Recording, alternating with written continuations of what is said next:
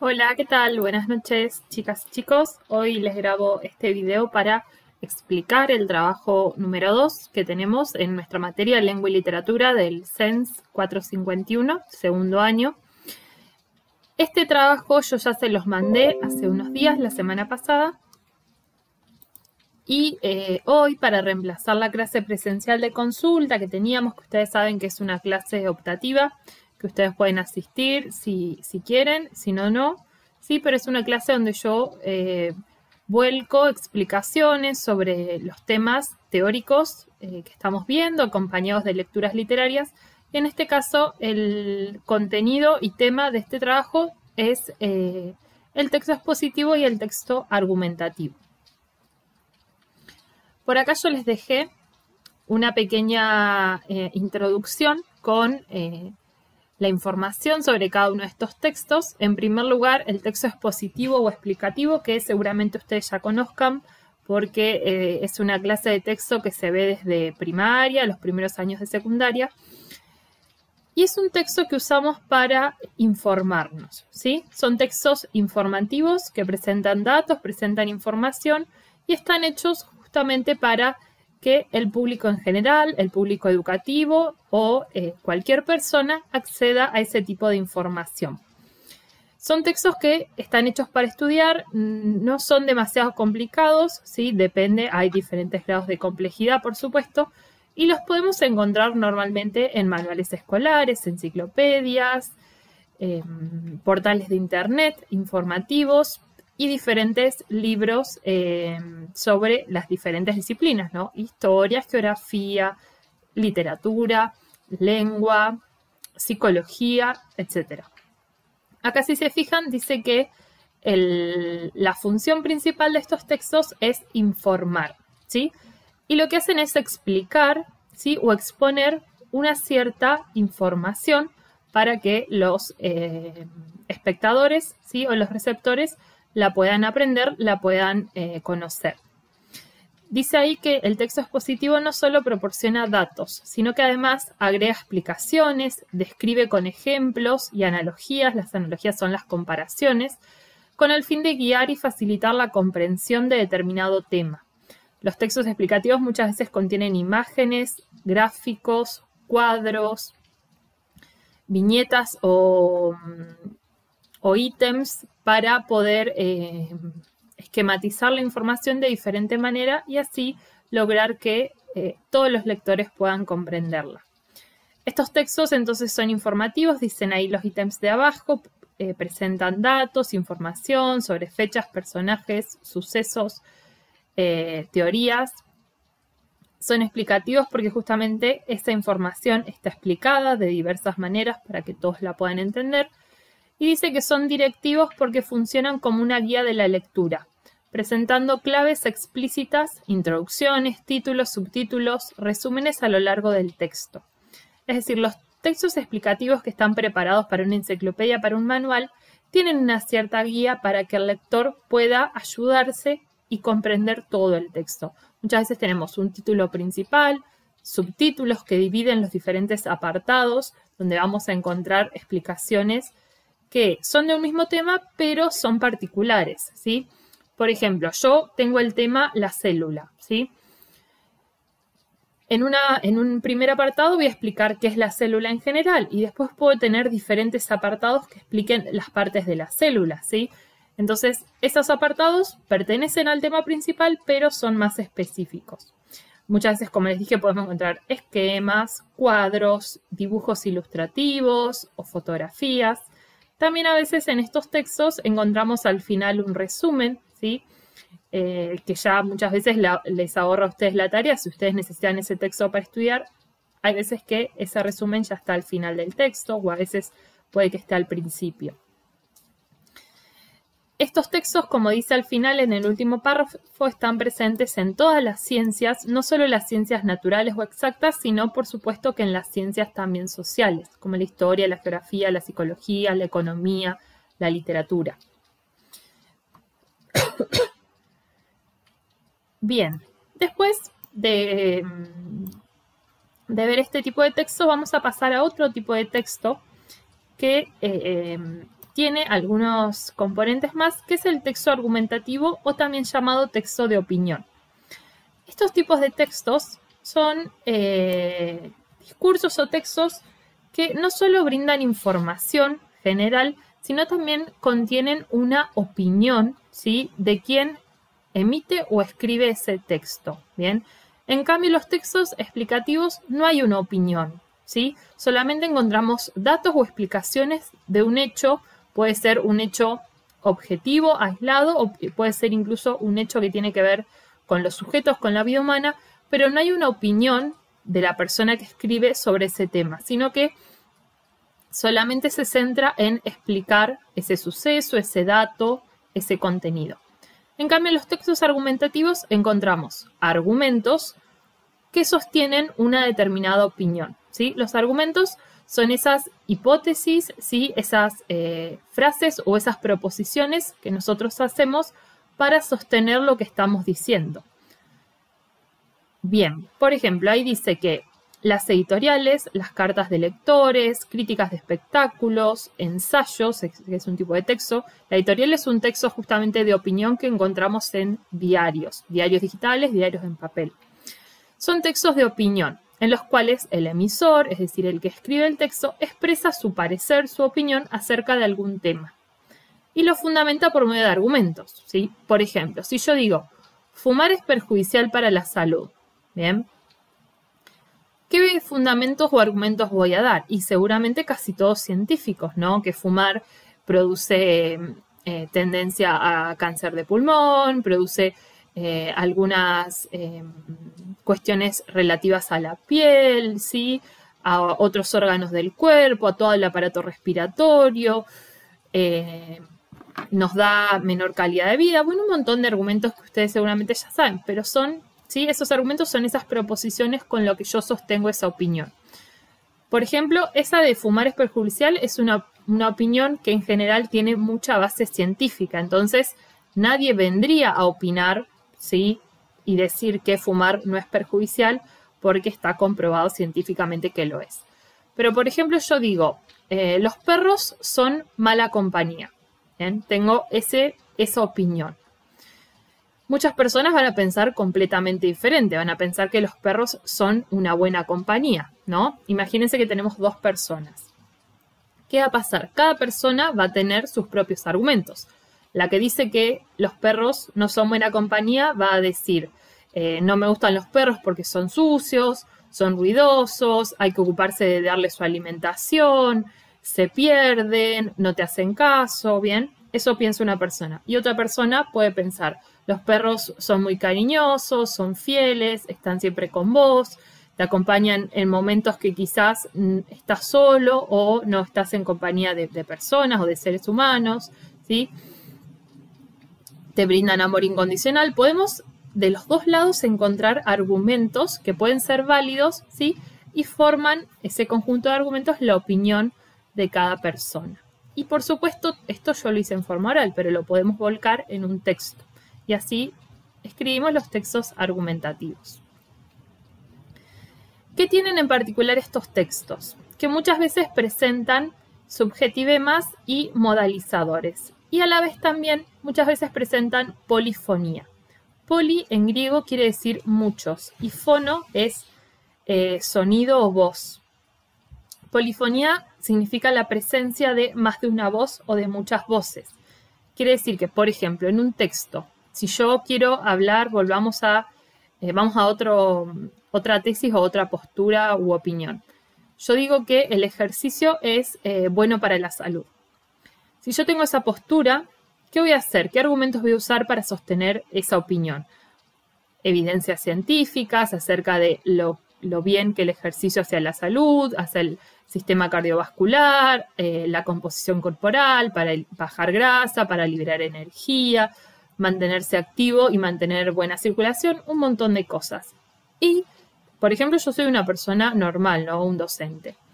No soy ni médica ni profesora de educación física. Si yo escribo un texto sobre ese tema, ¿a quién voy a incluir que me apoye con esos argumentos? Y seguramente a personas que sean investigadores o que sean personas destacadas en el campo de la actividad física. Entonces voy a incluir las voces a través de citas, ¿sí?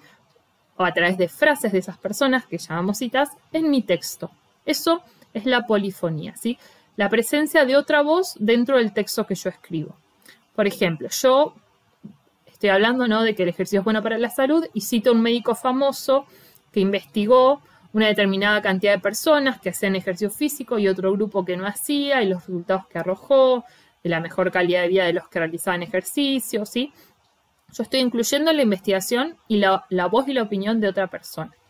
Puedo incluir de una, de varias, ¿sí? Y el texto se vuelve polifónico. Tiene presencia de polifonía. Más de una voz, más de la voz del escritor y otras voces más, ¿no? Bien, subjetive más. Dice, son aquellos sustantivos, verbos, adjetivos, adverbios, construcciones y términos lingüísticos en general que manifiestan una valoración por parte del hablante. Por ejemplo, tenemos ese estúpido programa. ¿Sí? Imagínense que alguien está opinando sobre un programa de televisión que no le gusta. Estúpido es un adjetivo. Esta me tiene harta, ¿sí? Tenemos esta, se está refiriendo a alguien, a una persona, en este caso a una persona femenina, ¿no? Porque tenemos esta en vez de este. Y también tenemos el adjetivo harta, ¿sí? El adverbio. Y después, abajo dice, es una belleza, ¿sí? Belleza es un sustantivo abstracto, deriva de bello. Imagínense que alguien habla de un bebé que es una belleza, ¿no? Por ejemplo. Hay una opinión, ¿sí? Porque yo podría decir lo contrario. Podría decir que no es bello, o podría decir, en vez de que es estúpido, que está genial. Entonces son todas opiniones y son palabras que lo que agregan es, manifiestan una valoración. Cómo ese escritor, ese hablante, ese emisor valora lo que está opinando. Después de los subjetive más, ¿sí?, tenemos los modalizadores. Los modalizadores lo que hacen es muestran la posición del hablante hacia lo que dice, ¿sí? Y estos modalizadores justamente tienen esa cuestión de modalizar, ¿sí? Para arriba, es decir, en un sentido más positivo, y para abajo en un sentido más negativo. Abajo dice en este párrafo, en el primer párrafo de la página 2, los modalizadores tiñen con su sentido, certeza, duda, valoración, el resto del enunciado. Por ejemplo, evidentemente, que es un adverbio, el conductor es muy tonto. Tal vez el conductor sea algo tonto. Lamentablemente es muy tonto, ¿sí? Si yo digo lamentablemente, evidentemente, o digo, por ejemplo, afortunadamente el conductor es muy tonto, no es lo mismo, ¿sí? Esas palabras modalizan el enunciado, le dan diferentes sentidos a lo que el escritor dice. Son importantes, entonces. En general, los modalizadores son adverbios, ¿bien?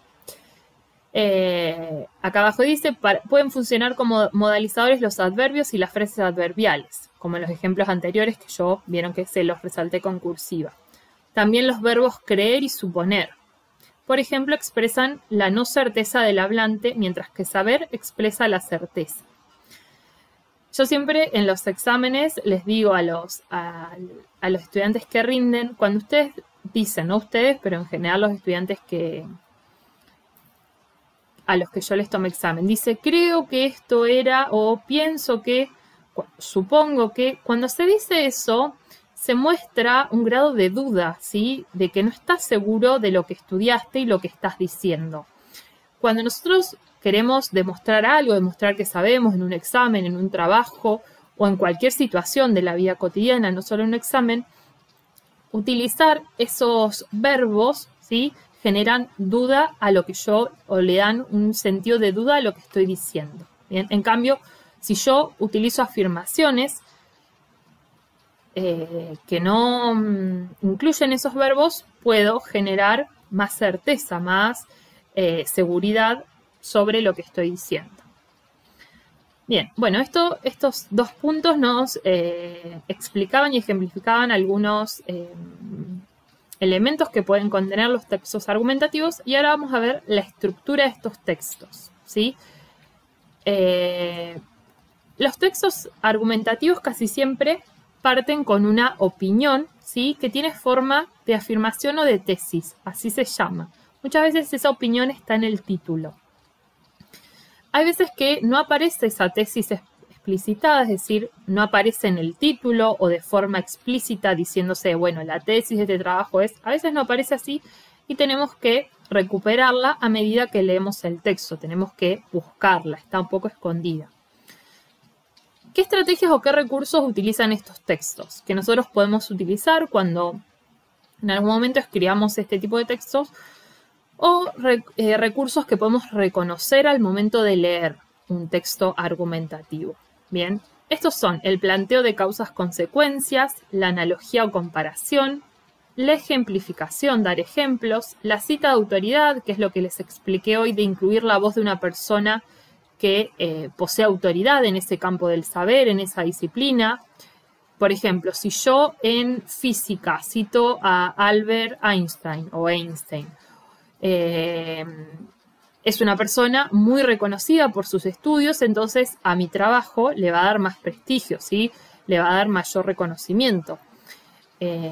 Lo mismo si en un trabajo que estoy haciendo sobre emprendedores digitales cito a Steve Jobs, por ejemplo, ¿sí? Son personas que son una autoridad en ese campo, muy reconocidas, entonces si yo las incluyo en mi trabajo también les voy a dar reconocimiento y prestigio al texto que estoy escribiendo y quizás más personas compartan mi opinión o empiecen a pensar, ¿sí?, cómo yo estoy opinando.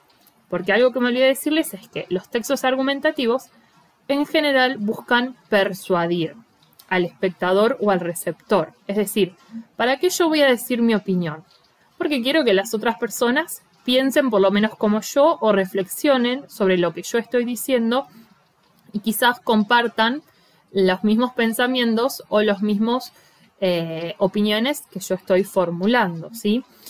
Los textos argumentativos o de opinión son altamente persuasivos, igualmente que la publicidad, ¿sí? La publicidad, ¿qué busca? Se me está quedando sin batería en la computadora. Ahí está. La publicidad busca que el espectador, el receptor, compre ese producto, utilice ese servicio, ¿sí? Vea ese programa. La publicidad es persuasiva. Lo mismo pasa con los textos de argumentación, ¿sí? Comparten eso. Muchas veces las publicidades contienen argumentos para que los espectadores se convenzan y, como les digo, compren ese producto, utilicen ese servicio de telefonía, lo que sea. Otros de los recursos son la concesión y las preguntas retóricas. La concesión es una estrategia que consta en que el escritor o el emisor, el que escribe el texto argumentativo, concede o reconoce ciertos puntos de vista, ¿sí?, de la otra parte. Ejemplo, si yo vuelvo al tema del ejercicio, yo puedo en mi texto escribir, bueno, es verdad que realizar ejercicio muchas veces cuesta mucho esfuerzo, que realizar ejercicio, para realizar ejercicio necesitamos tiempo, que muchas veces no tenemos porque tenemos que estudiar, trabajar o simplemente descansar, pero que los beneficios de realizar ejercicio son mucho mejores cuando lo realizamos y que al final del ejercicio quizás nos sentamos mucho mejor que si no hubiéramos hecho nada, bueno, etcétera, etcétera. La concesión es reconocerle a la otra parte que algunos puntos de vista, ¿sí?, de la contraparte de mi opinión son válidos, pero siempre no se le reconoce todo, por supuesto, porque si no, no se estaría sosteniendo la opinión original. Y preguntas retóricas, las preguntas retóricas son esas preguntas sin respuesta, ¿sí? Las preguntas que se hace el emisor para reflexionar, para que ese receptor se quede pensando, ¿sí?, y para tratar de convencerlo, por supuesto, ¿sí? Vieron que acá dice, se plantean para que el lector, no se plantean para que el lector responda a ellas, no las tiene que responder, sino que la respuesta ya está implícita, ¿sí? La respuesta es reflexiva. Bien, vamos a las actividades, lo que ustedes tienen que hacer. En primer lugar, leer los siguientes fragmentos que yo les dejé acá, ¿sí?, A, B, C, e indicar debajo si esos fragmentos corresponden a un texto argumentativo o a un expositivo, de acuerdo a lo que plantean, a lo que dicen. Bien, ustedes indican ahí, tienen varios textos hasta el D. Después tienen dos textos, el texto A que se denomina Importancia de la gastronomía y el texto B que se denomina Historia de la gastronomía. Bien, están debajo y las actividades están arriba.